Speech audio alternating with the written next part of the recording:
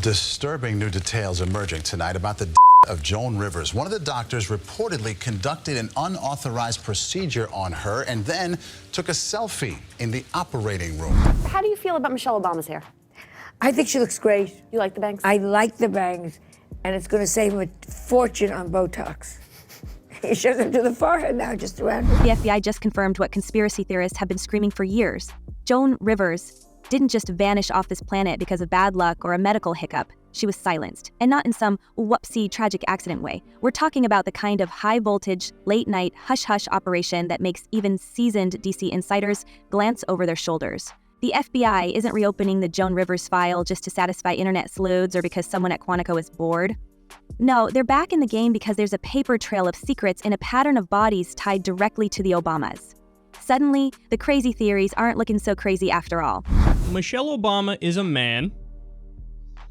His words, quote, tranny, and she/he killed Joan Rivers because Joan Rivers exposed the truth. It's the summer of 2014. Joan Rivers, the reigning queen of no-filter comedy, steps out of her Manhattan bookstore, and when a reporter asks if America will ever see a homosexual or female president, she fires back, "We already have it with Obama, so let's just calm down. You know Michelle is a tranny." And without missing a beat, she doubles down. A transgender, we all know. You can actually hear the collective gasp ripple through the media.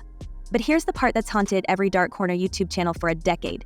Within just 2 weeks, Joan Rivers is on an operating table for a minor throat procedure, and next thing anyone knows, she's gone. Coma, brain deprived of oxygen, a routine surgery gone south so fast it makes CSI look lazy. And now, years after the fact, after silence, settlements, and polite presidential condolence letters, the FBI wants to know exactly what happened in that clinic. Because now we're staring down a question that only used to exist on tinfoil hat message boards. Did the Obamas have Joan Rivers silenced? This isn't some Reddit rumor anymore, it's an active federal investigation. The agents are combing through hospital security footage, examining payment records, calling in staffers and medical directors for quiet interviews. And the stakes? If even a fraction of these whispers hold water, everything the world believed about the Obamas, America's golden political couple, starts to look like a set piece, a carefully curated illusion. This is no longer about comedy or gossip or some stand-up routine gone viral. This is about whether America was sold the biggest fake-out in modern political history, and whether a woman passed away to keep the secret. Because, okay, let's take Barack, for example. You still take my breath away. How? Right. With your anger? With your complete inability to just get with the program and show up? At the inauguration, so I have to walk in like a lonely soldier? Here's why it's not just smoke and mirrors. We're looking at 3 receipts so jaw-dropping that even veteran FBI agents are taking extra coffee breaks. First, there's the doctor's account from inside the Rivers case, a clinician who, behind closed doors, has reportedly described Michelle Obama as someone who stands to urinate and was paid off to keep the details quiet.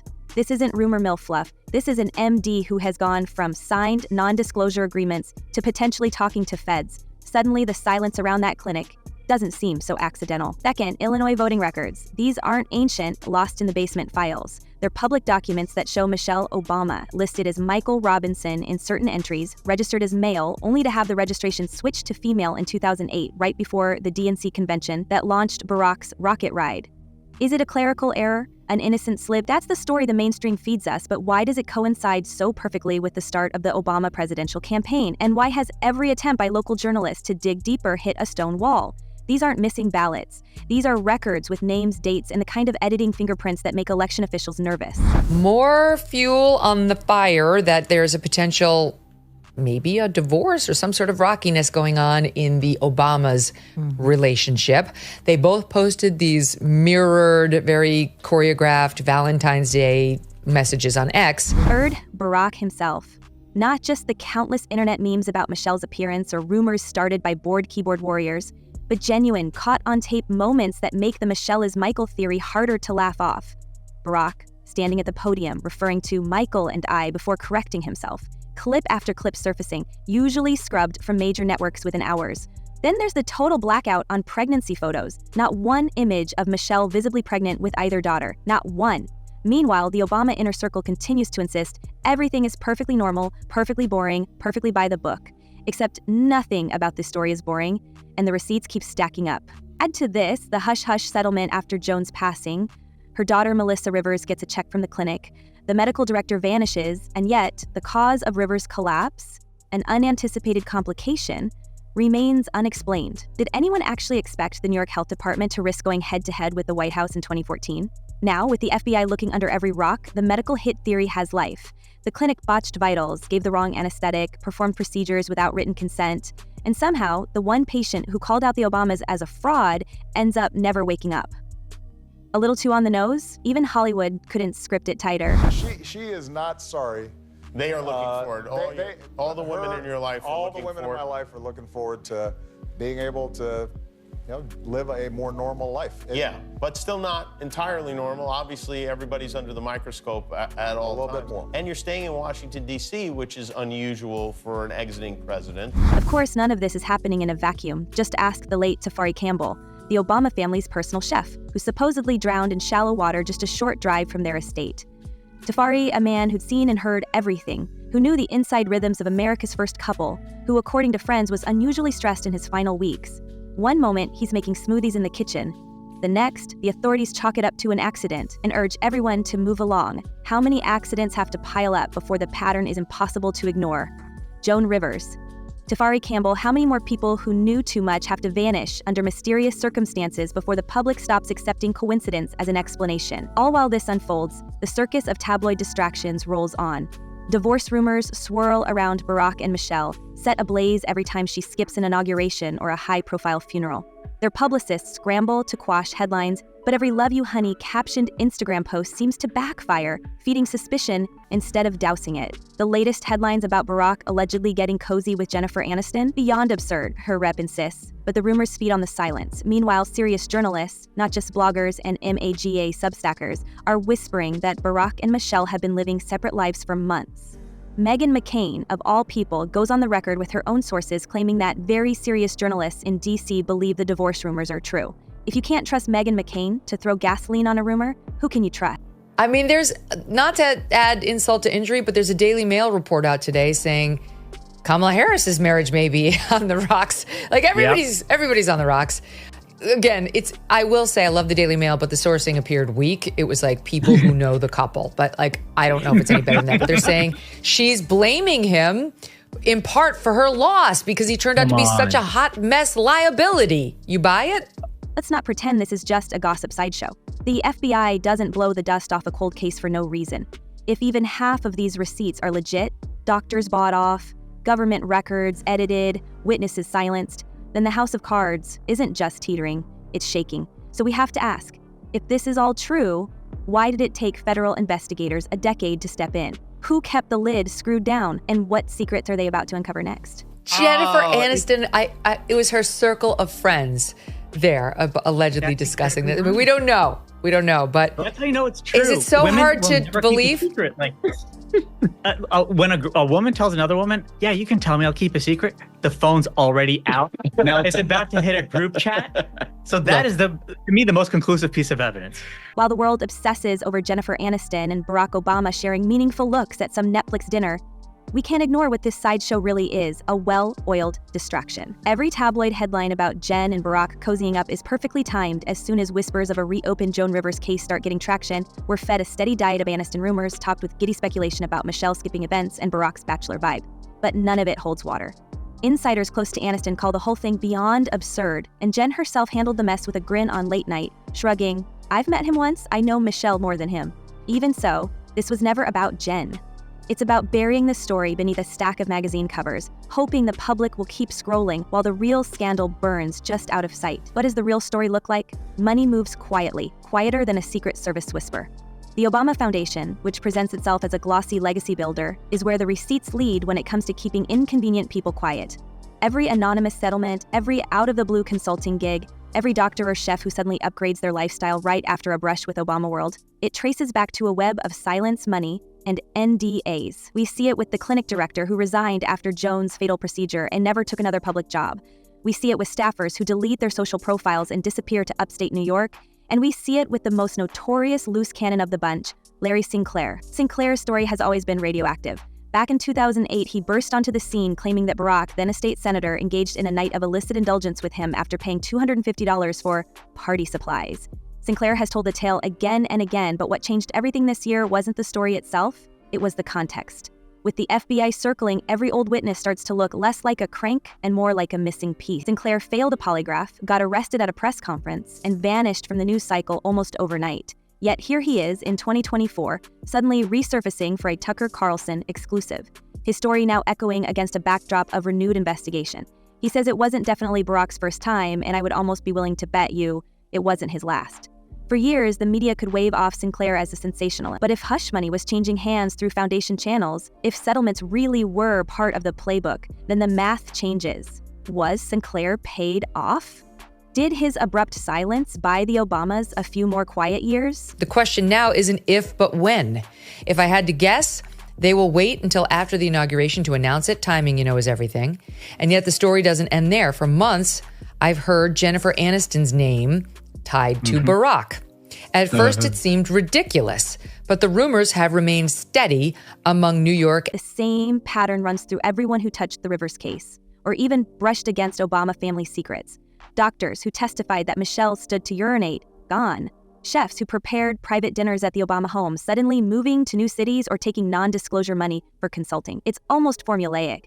We dig into campaign filings, foundation payouts, and consulting contracts paid out to a revolving door of insiders and former staff. Even the mainstream press can't keep up, forced to cover denials but never quite explaining why so many witnesses around the Obamas end up with padded bank accounts or life-changing job offers just after a story breaks. Not one of them has ever come forward, at least not for free. But that's what raises the stakes. This isn't just about Michelle's alleged identity or a comedian's final joke. We're staring at a multi-decade operation. Blackmail, infidelity, and the cold calculus of political survival. Every time the truth claws to the surface, a new diversion is rolled out. Michelle and Barack fighting? Blame the pressures of post-presidential life. Michelle skipping Carter's funeral and Trump's inauguration. Cue the she hates politics narrative, and please, don't notice who wasn't in the room. Even Barack's effusive Instagram posts, happy birthday to the love of my life, are weaponized, designed to reinforce the brand. But as every DC veteran knows, when the birthday tributes start getting saccharine, someone's cleaning up a mess behind the scenes. Got to spend a minute on the Obamas, because there seems to be some momentum picking up in the rumor mill about their marriage. All right, I'm going to bring you what I know. Here's where things get even more tangled. The standard script wants us to see Michelle as the long-suffering spouse, forced to endure her husband's wandering eye and a lifetime of rumors. But what if she's not the victim?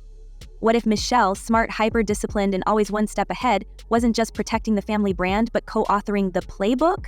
We see her name on foundation documents. Her closest friends are often the ones doling out charitable grants to former insiders. The pattern is too consistent to write off as coincidence. Every time a threat emerges, every time a comedian or chef or doctor hints at something bigger, the foundation swoops in, the witnesses sign new NDAs, and the headlines shift back to something as harmless as Jen and Barack.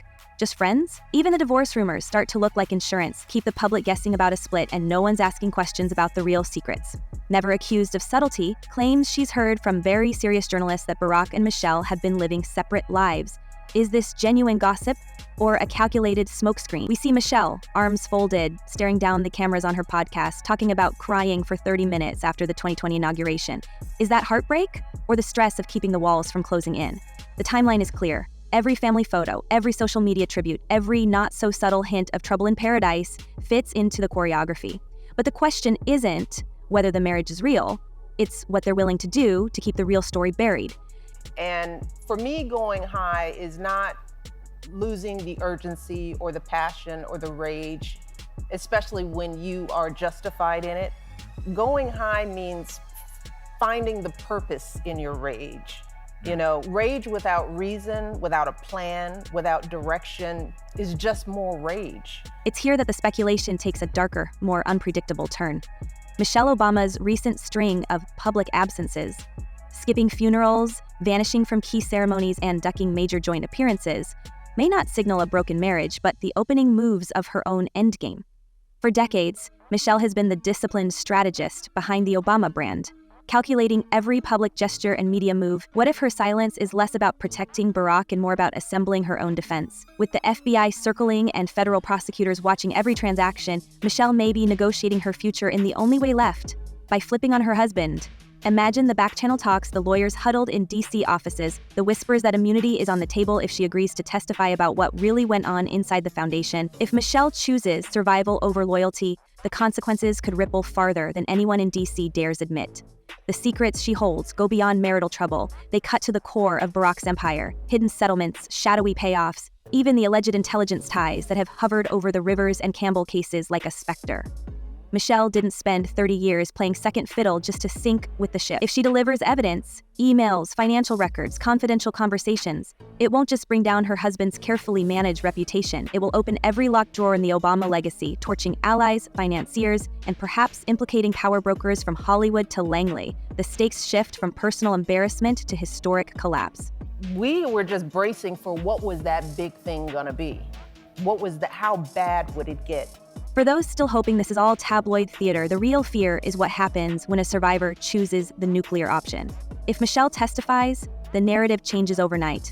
The story ceases to be about rumors or unproven allegations. It becomes sworn depositions, FBI evidence logs, and televised hearings. Michelle's pivot from loyal partner to whistleblower would transform the scandal from a messy celebrity saga into a constitutional crisis, rewriting the legacy of an entire political era. In that moment, every carefully crafted image, every sanitized birthday post, every evasive interview crumbles under the weight of firsthand truth, leaving America to reckon not just with what the Obamas hid, but with how close we all came to never knowing. The FBI's return isn't just an inconvenience, it's existential. For the first time, someone outside the Obama inner circle is asking for receipts and not settling for charm or denial. The stakes are off the charts. If one doctor cracks, if one staffer breaks an NDA under oath, the dominoes start falling, and no number of tabloid distractions can keep a lid on a story that threatens to unravel the legacy of America's favorite first couple. The Obamas thought the foundation could buy time, that enough silence money would drown out the whispers. But silence can't last forever, not when the feds are watching and the whole world smells smoke. That's right. And I think one of the things that we all have to work through is learning how to decode when that fear is going to help us and when it's holding us back. Because you come out here every night and you make it look easy, but I know that there is always a thing in people who are in the public eye where you have to get over that crest of fear and get out here and do your thing.